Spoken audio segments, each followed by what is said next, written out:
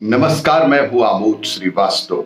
Amazing thought, amazing message, amazing information की दिशा में आज एक कदम और आगे। आज के इस जानकारी का विषय है डॉक्टर श्रीकांत जिचकर। आपको यह मेरा वीडियो अच्छा लगे तो लाइक करें, शेयर करें और लाल बटन दबाकर सब्सक्राइब अवश्य करें। साथ ही बेल आइकन दबाना बिल्कुल ना भूलें। आज के इस महत्वपूर्ण जानकारी का विषय डॉक्टर श्रीकांत जिचकर, अद्भुत, अकल्पनीय, अविश्वसनीय किंतु सत्य।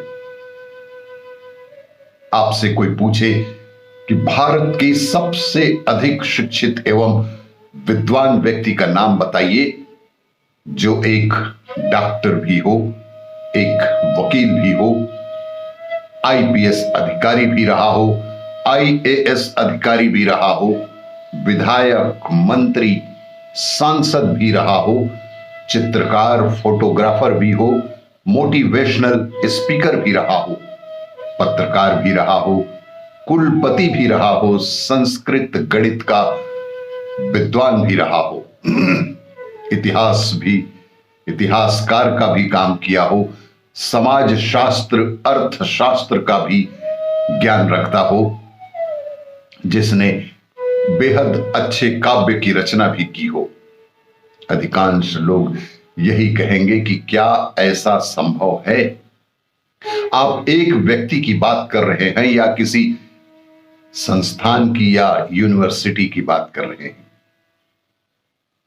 पर भारतवर्ष में ऐसा एक व्यक्ति मात्र 49 वर्ष की अल्पायु में भयंकर सड़क हादसे का शिकार होकर इस संसार से विदा भी ले चुका है। उस महान व्यक्ति का नाम है डॉक्टर श्रीकांत जिचकर।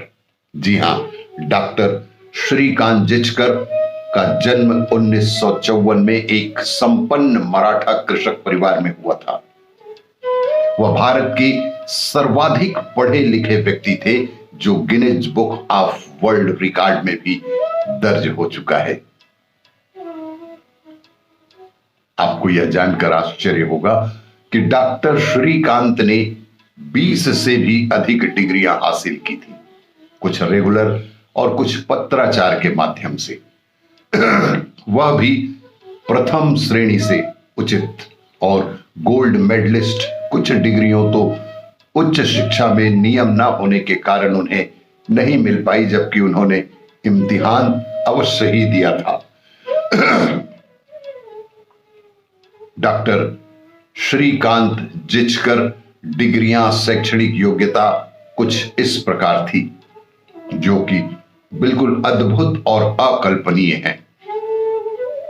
उन्होंने एमबीबीएस, एमडी गोल्ड मेडलिस्ट रहे, एलएलबी, एलएलएम किया, एमबीए किया, बैचलर इन जर्नलिज्म, संस्कृत में डीलिट की उपाधि, यूनिवर्सिटी में टॉपर रहे, MA in English, MA Hindi, MA history, MA psychology, MA sociology, MA political science, MA archaeology, MA anthropology. Shrikant ji 1978 batch के IPS व 1980 बैच के आईएएस अधिकारी भी रहे। उन्होंने 1981 में महाराष्ट्र में विधायक बने। 1992 से लेकर 1998 तक राज्यसभा के सांसद भी रहे। श्रीकांत जिचकर ने वर्ष 1973 से लेकर 1990 तक का समय यूनिवर्सिटी के इम्तिहान देने में ही गुजार दिया था। 1980 में आईएएस की केवल 4 महीने की नौकरी कर वहां से भी उन्होंने इस्तीफा दे दिया था और 26 वर्ष की उम्र में देश के सबसे कम उम्र के विधायक भी बन गए। महाराष्ट्र सरकार में वे मंत्री भी बने। 14 पोर्टफोलियो हासिल कर वे सबसे अधिक प्रभावशाली मंत्री के रूप में भी उन्होंने महाराष्ट्र में काम किया। महाराष्ट्र पुलिस में भी उन्होंने बेहद कारगर सुधार कार्य किए जो आज भी उनके नाम से जाना जाता है। 1992 से लेकर 1998 तक बतौर राज्यसभा सांसद संसद की बहुत सी समितियों के सदस्य रहे। वहां भी उन्होंने महत्वपूर्ण कार्य किए। 1999 में कैंसर लास्ट स्टेज का डायग्नोज हुआ। डॉक्टर ने कहा कि आपके पास केवल 1 महीने का समय शेष है। अस्पताल में मृत्यु शैया पर पड़े हुए थे कि लेकिन तभी एक आध्यात्मिक विचारों के धनी श्रीकांत जिचकर ने आस नहीं छोड़ी। उसी दौरान कोई सन्यासी अस्पताल में आया। उसने उन्हें ढाढ़स बंधाया और संस्कृत भाषा शास्त्रों का अध्ययन करने के लिए प्रेरित किया और कहा कि तुम अभी नहीं मर सकते, अभी तुम्हें बहुत काम करना है। एक चमत्कारिक तौर पर श्रीकांत जिचकर पूर्ण रूप से स्वस्थ हो गए।